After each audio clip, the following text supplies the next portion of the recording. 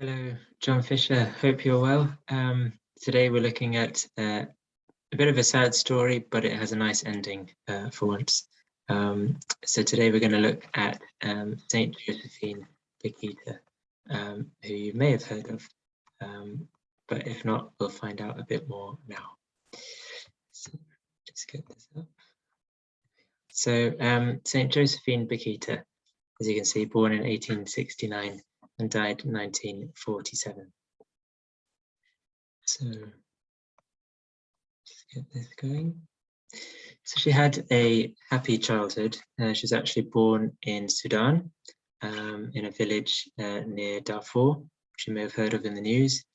Been some conflicts there, but she had a very happy upbringing.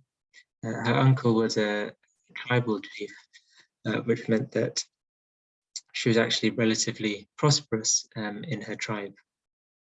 She had a very loving family, loving parents. She had three brothers and sisters. 3 brothers and 3 sisters. And she said, I lived a very happy and carefree life without knowing what suffering was. She didn't have any particular religious belief other than her sort of tribal beliefs, but she said she used to look up at the beauty of the stars and the moon as a child and wonder who created them. Unfortunately, things turned a bit sour. When she was about 8 years old, she was kidnapped by slave traders. And she was forced to walk 600 miles barefoot to another city in Sudan, and she was bought and sold at least twice on the way there. It said that she was treated so badly in her kidnapping that she actually forgot her own name from the trauma, and she was given the name Bakhita, meaning lucky one, by the slave traders. Of course, very ironic given her situation. Over the next few years, Josephine was bought and sold over a dozen times. Some of her owners were very cruel and beat her very badly. She wrote once, "During all the years I stayed in a particular house, I do not recall a day that passed without some wound or other. When a wound from the whip began to heal, other blows would pour down on me." As well as the whipping, she was also scarred with various patterns, which was a tradition at the time.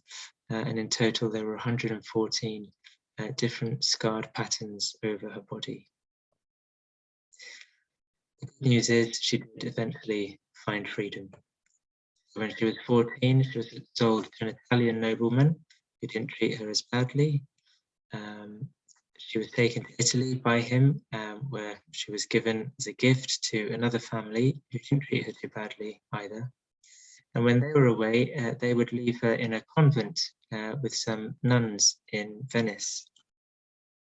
These sisters treated her well, and she had many questions about their way of life and their belief in God, which they answered. Her owners, the Italian family, they wanted to move to Sudan, in fact, where she came from. But Josephine refused to go with them because she wanted to be a nun.